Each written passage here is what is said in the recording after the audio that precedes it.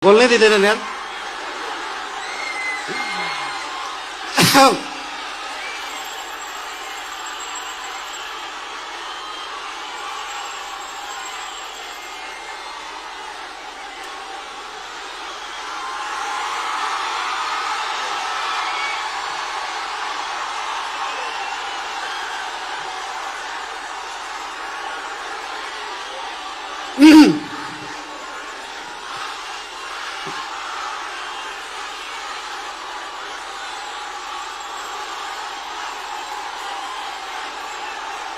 गीत बजाम नाचम।